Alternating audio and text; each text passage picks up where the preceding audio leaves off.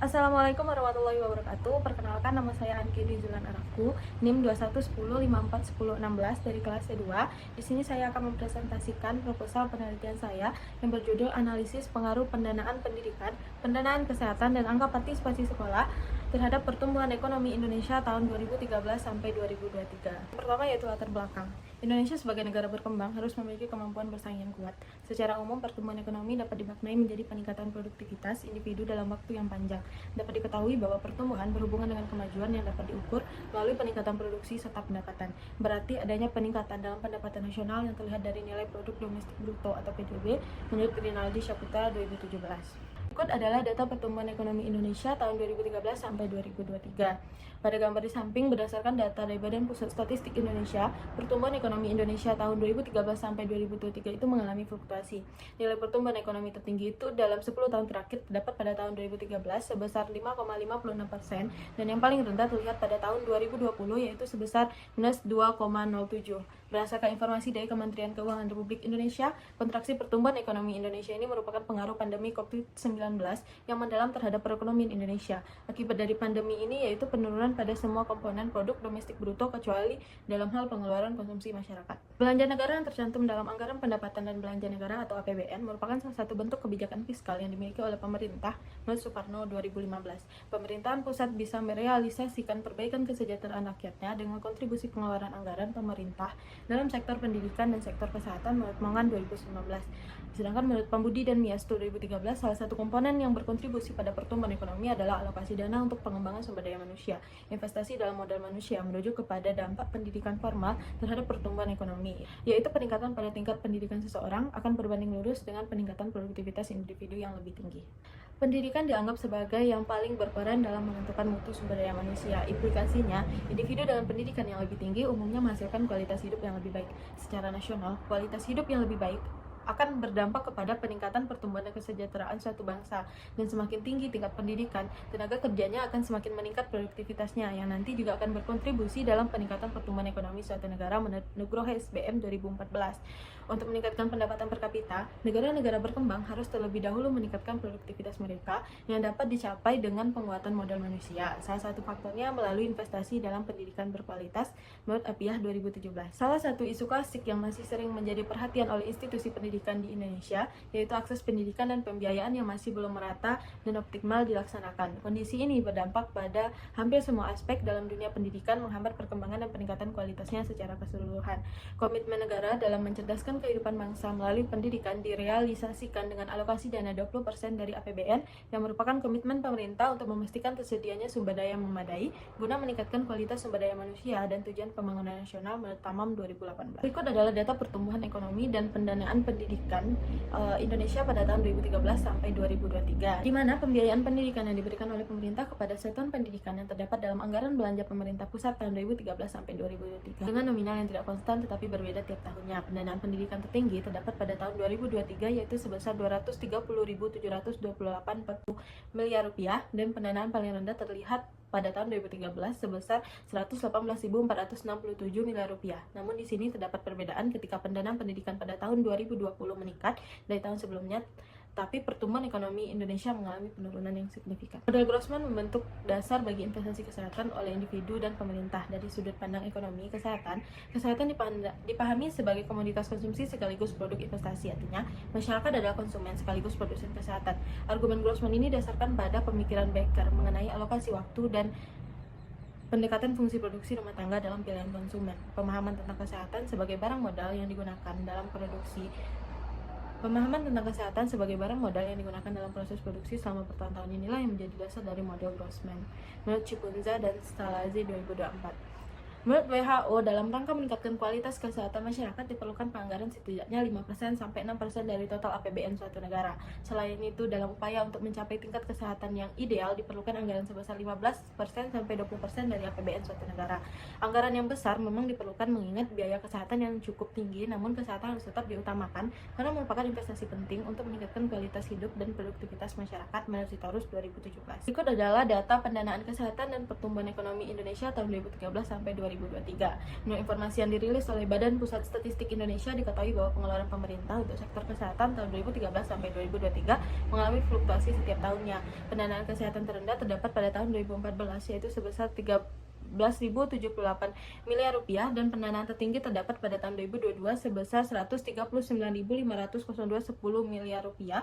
Namun di sini terdapat perbedaan di mana pada tahun 2014 ke 2015 yang terjadi kenaikan pendanaan kesehatan, namun pertumbuhan ekonomi Indonesia mengalami penurunan. Begitupun dengan 2017 yang juga mengalami penurunan angka pendanaan kesehatan, namun pertumbuhan ekonomi juga meningkat. Misalnya, indikator tingkat keterlibatan masyarakat ditinjau dari perbandingan jumlah penduduk yang mengikuti pendidikan dengan total jumlah penduduk setiap tahunnya. Ukuran yang diterapkan secara matematis oleh Badan Pusat Statistik untuk menilai tingkat partisipasi ini dikenal sebagai angka partisipasi sekolah menurut Zulfan, Rahmatin, dan Adi Sujoto 2017.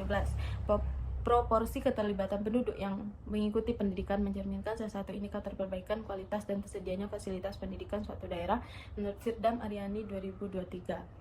Angka partisipasi sekolah merupakan indikator utama yang digunakan untuk mengukur penduduk dengan usia sekolah memiliki akses terhadap fasilitas pendidikan. Dimana semakin tinggi angka partisipasi sekolah, semakin banyak juga masyarakat yang mendapatkan kesempatan bersekolah menurut Karini 2018. Adalah data angka partisipasi sekolah Indonesia pada tahun 2013 sampai 2023, di mana angka partisipasi sekolah ini relatif meningkat tiap tahunnya, dan angka partisipasi sekolah yang tertinggi itu pada tahun 2023 yakni sebesar 73,88%, dan angka partisipasi sekolah terendah yaitu pada tahun 2013 sebesar 68,30%. Namun angka partisipasi sekolah ini tidak selalu berhubungan positif dengan pertumbuhan ekonomi, di mana pada tahun 2020 angka partisipasi sekolah yang meningkat dari tahun sebelumnya, namun pertumbuhan ekonomi Indonesia mengalami penurunan yang jauh. Masalah dari penelitian ini adalah yang pertama, bagaimana pengaruh pendanaan pendidikan terhadap pertumbuhan ekonomi Indonesia tahun 2013 sampai 2023. Yang kedua, bagaimana pengaruh pendanaan kesehatan terhadap pertumbuhan ekonomi Indonesia tahun 2013 sampai 2023. Yang ketiga itu bagaimana pengaruh angka partisipasi sekolah atau APS terhadap pertumbuhan ekonomi Indonesia pada tahun 2013 sampai 2023. Selanjutnya yaitu tujuan penelitian. Yang pertama, untuk mengetahui pengaruh pendanaan pendidikan terhadap pertumbuhan ekonomi di Indonesia tahun 2013 sampai 2023. Yang kedua, untuk mengetahui pengaruh pendanaan kesehatan terhadap pertumbuhan ekonomi di Indonesia tahun 2013 sampai 2023. Yang ketiga itu untuk mengetahui pengaruh angka partisipasi sekolah atau APS terhadap pertumbuhan ekonomi Indonesia pada tahun 2013 sampai 2023. Selanjutnya, manfaat penelitian. Yang pertama yaitu manfaat praktis. Yang diharapkan dari penelitiannya adalah dapat menjadi rujukan bagi pemerintah dalam mengambil keputusan mengenai kebijakan pendidikan, pendanaan kesehatan, angka partisipasi sekolah, dan pertumbuhan ekonomi sehingga dapat berkontribusi pada demi peningkatan pertumbuhan ekonomi Indonesia. Yang kedua yaitu manfaat teoritis penelitian, yaitu untuk menjadi referensi untuk penelitian selanjutnya mengenai pendanaan pendidikan, pendanaan kesehatan, angka partisipasi sekolah, dan pertumbuhan ekonomi Indonesia, dan menambah literatur ilmiah. Untuk ruang lingkup penelitian, di mana penelitian ini meneliti pengaruh pendanaan pendidikan, pendanaan kesehatan, angka partisipasi sekolah terhadap laju pertumbuhan ekonomi Indonesia pada tahun 2013 sampai 2023. Dan dalam penelitian ini data yang digunakan berupa data time series atau data deret waktu. Yang data yang digunakan ini merupakan data sekunder yang diperoleh dari Badan Pusat Statistik Indonesia. Ini adalah tinjauan literatur. Yang pertama itu pertumbuhan ekonomi. Menurut Syaputra 2017, pertumbuhan ekonomi ini secara umum dapat diartikan sebagai proses peningkatan hasil produksi per kapita yang terjadi secara berkelanjutan dalam kurun waktu yang lama. Dengan kata lain, pertumbuhan ini mencerminkan perbaikan tingkat kesejahteraan masyarakat yang ditandai dengan meningkatnya kemampuan ekonomi dalam menyediakan barang dan jasa yang dikonsumsi. Bertambahnya output per kapita ini tidak hanya memberikan masyarakat lebih banyak alternatif untuk memenuhi kebutuhan hidup, tetapi juga beriringan dengan naiknya daya beli masyarakat. Yang kedua yaitu pengeluaran pemerintah. Pengeluaran pemerintah ini biasanya disusun terlebih dahulu sehingga pemerintah membuat daftar anggaran tahunan yang di Indonesia ini dikenal dengan Anggaran Perencanaan Belanja Negara atau APBN, dengan membagi pengeluaran pemerintah itu menjadi dua kategori, yaitu pengeluaran negara dan pengeluaran daerah, yang masing-masing itu memiliki struktur pengeluaran yang berbeda dan mencerminkan kebijakannya.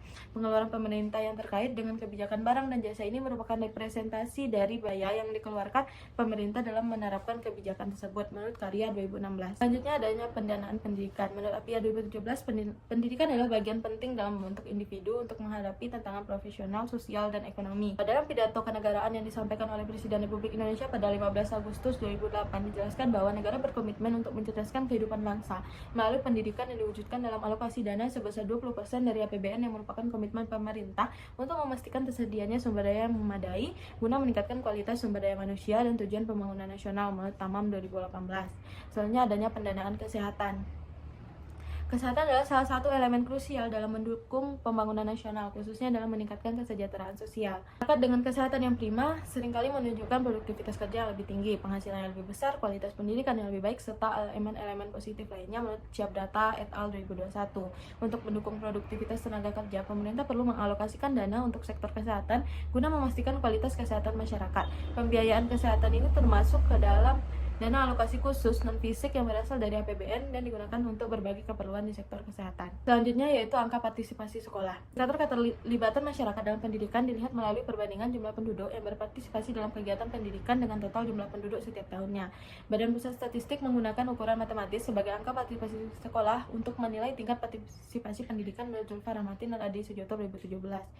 Angka partisipasi sekolah ini mencerminkan tingkat akses masyarakat terhadap pendidikan formal di berbagai jenjang. Hal ini tidak hanya menjadi penanda tingkat keterlibatan penduduk dalam pendidikan, tetapi juga menggambarkan kualitas pendidikan dan ketersediaan fasilitas pendidikan suatu wilayah menurut Firdan dan Aryani 2023. Berikut adalah penelitian terdahulu yang relevan dengan penelitian saya. Yang pertama dari Samina Zamir, yang kedua Elizabeth N. Apia 2017, yang ketiga Tamisa Cipunza 2024, Jehude Jian Sani Mongan 2019, yang kelima Nugroho SBM 2014, 6 Heri Suparno 2015, yang ketujuh Citra Ayu Basika Effendi Lubis 2024, yang kedelapan yaitu Nyoman Lia Santika Dewi 2014 dan Majid Khan 2023 serta Nur Hanifah pada tahun 2020.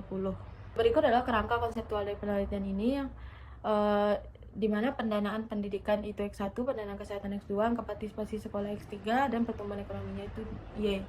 Hipotesisnya yang pertama, diduga pendanaan pendidikan ini memiliki pengaruh positif dan signifikan terhadap pertumbuhan ekonomi Indonesia. Yang kedua, diduga pendanaan kesehatan ini memiliki pengaruh positif dan signifikan terhadap pertumbuhan ekonomi Indonesia. Yang ketiga, diduga angka partisipasi sekolah memiliki pengaruh positif dan signifikan terhadap pertumbuhan ekonomi Indonesia.